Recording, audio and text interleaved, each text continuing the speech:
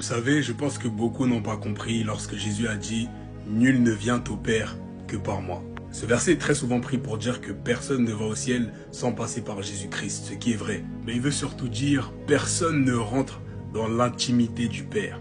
Personne ne rentre dans le sein du Père sans passer par moi. » Autrement dit, personne ne peut connaître Dieu sans passer par moi. Vous savez, Jésus-Christ n'est autre que la parole de Dieu. La Bible dit qu'il y en a trois dans le ciel qui rendent témoignage, le Père, la parole et l'Esprit, et ces trois-là ne sont qu'un, et il y en a trois sur terre qui rendent témoignage, l'eau, le sang et l'Esprit. Écoutez, Dieu se révèle à travers sa parole, et uniquement à travers sa parole.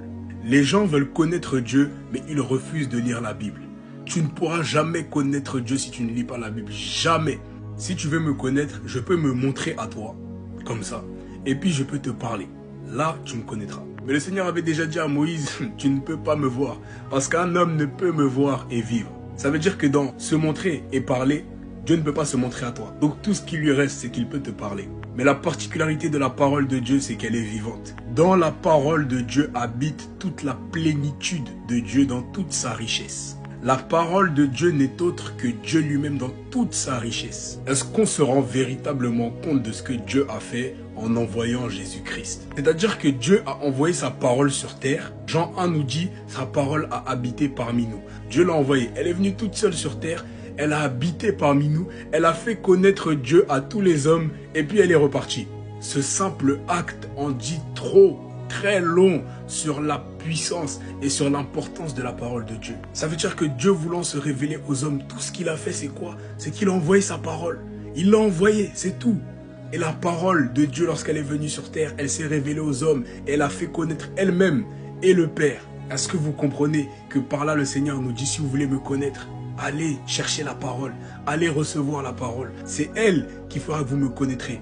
Parce que je me révèle à travers elle. Parce que lorsque j'ai voulu me faire connaître aux hommes, j'ai juste envoyé ma parole. Ma parole est venue vivre au milieu de vous. Et puis maintenant, vous me connaissez. Juste parce que j'ai envoyé ma parole. Pas parce que vos parents étaient croyants. Pas parce que j'ai envoyé le prophète Élie, il est revenu sur terre. Parce que j'ai envoyé ma parole.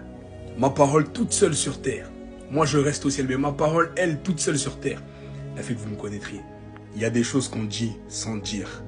Il y a des choses qu'on dit sans dire. Mais même après avoir envoyé sa parole, il a encore parlé. Il a dit, voici mon fils bien-aimé en qui j'ai mis toute mon approbation. Ça veut dire que même devant les hommes, une voix se fait retentir. Lorsque Jésus est là, une voix se fait retentir pour dire, dans ma parole, j'ai mis toute mon approbation et je glorifie ma parole. De tous les moments où Jésus était sur terre, c'est les seuls moments où on a entendu le Père parler clairement. Pour glorifier sa parole, pour dire aux hommes à quel point il chérit sa parole et à quel point il a mis toute son approbation dans sa parole. C'est son chouchou, c'est son précieux, son protégé. Il aime sa parole et il se révèle à travers sa parole. Il fait tout à travers sa parole. Dieu voulant se révéler aux hommes a envoyé sa parole. Juste en faisant ça là, il en a dit très long sur la manière dont il agit. C'est sa parole qui fait tout. C'est sa parole qui fait tout. C'est sa parole qui te transforme. C'est sa parole qui fait que tu le connaîtras. Dieu se révèle dans sa parole. Et en dehors de la parole de Dieu, tu ne peux pas connaître Dieu. Celui qui dit qu'il connaît Dieu, alors qu'il n'a jamais eu la révélation de sa parole, qui vienne m'écrire et puis qui me dise qu'il connaît Dieu. La parole de Dieu est vivante. Dieu vit dans sa parole et il se révèle à travers sa parole. C'est pour ça que Jésus dit, celui qui m'a vu a vu le Père.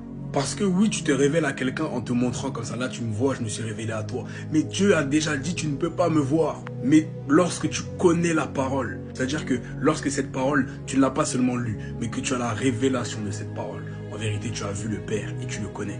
Vous savez, les gens d'autres religions sont semblables à cette femme samaritaine, à qui Jésus a dit, vous adorez ce que vous ne connaissez pas.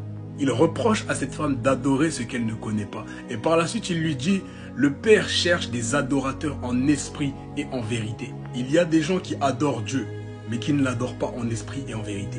Parce que Jésus nous dit comment adorer en esprit et en vérité, tu dois d'abord connaître. Tu ne peux pas adorer ce que tu ne connais pas. Donc pour adorer en esprit et vérité, tu dois d'abord connaître. C'est-à-dire que pour adorer Dieu, tu dois le connaître en esprit et en vérité. L'apôtre Paul nous parle de connaître Christ selon la chair. Il dit qu'avant nous connaissions Christ selon la chair, c'est-à-dire nous connaissions Christ de manière cartésienne, de manière intelligente. Connaître Christ selon la chair, c'est te dire que Jésus est le Fils de Dieu et qu'il n'est pas Dieu.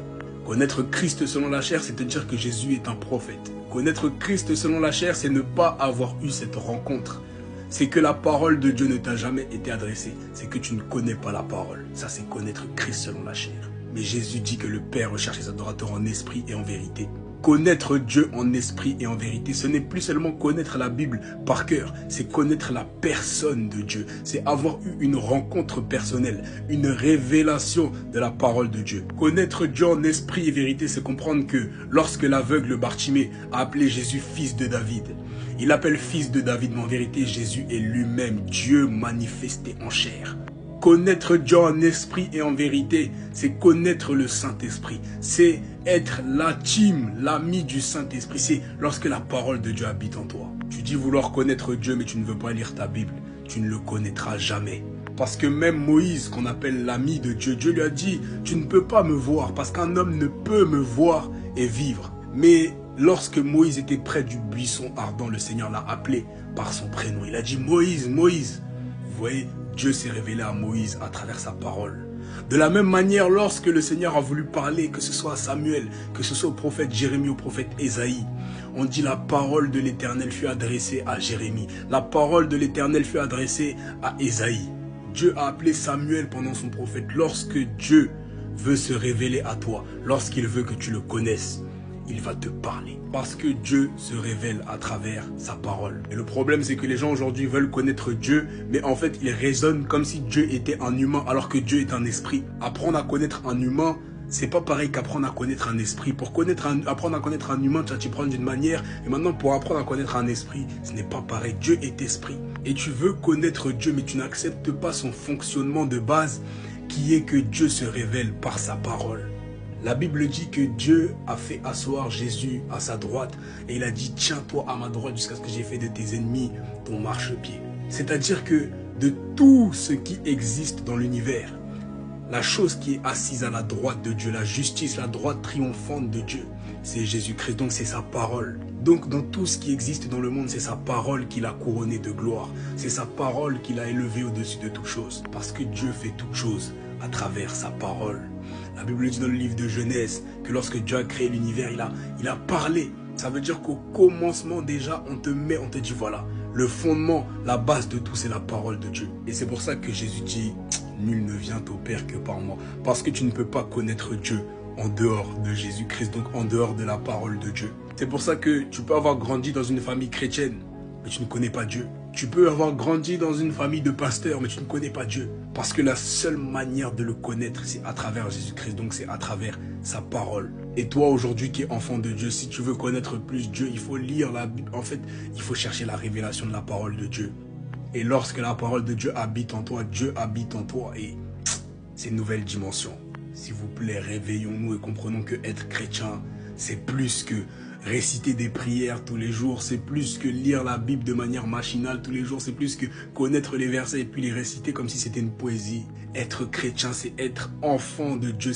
La Bible dit qu'il nous a rendus participants de la nature divine. C'est porter la divinité, c'est appartenir au sacerdoce royal, c'est être assis dans les lieux célestes en Christ avec Jésus-Christ. C'est porter la semence, l'esprit de Dieu. C'est mourir dans la chair et naître esprit. C'est pas être un religieux.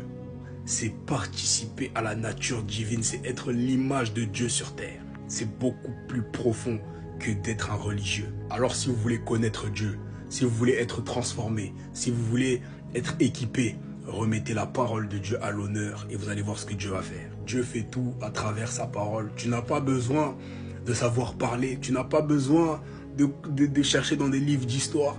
Tu as simplement besoin que la parole de Dieu habite en toi et tu connaîtras Dieu et tu auras la connaissance de sa volonté. Osée 4:6 nous dit, mon peuple périt parce qu'il ne me connaît pas. Si les enfants de Dieu périssent, si les enfants de Dieu partent sans avoir exploité le plein potentiel qui est en eux, la Bible dit, Christ en moi, l'espérance de la gloire. Christ en moi, l'espérance de la gloire. Mais les gens partent, des chrétiens partent sans avoir vécu cette gloire de Dieu en nous. Parce qu'ils ne connaissent pas Dieu. Et Dieu se révèle à travers sa parole. Mais aujourd'hui, on met tellement la Bible de côté. Le fondement même de Dieu, c'est qu'il est le Dieu qui se révèle par sa parole. Tu apprends à le connaître à travers sa parole. Lorsque sa parole habite en toi, en elle, il y a la vie. Revenons à la base qui est la parole de Dieu. Soyez bénis.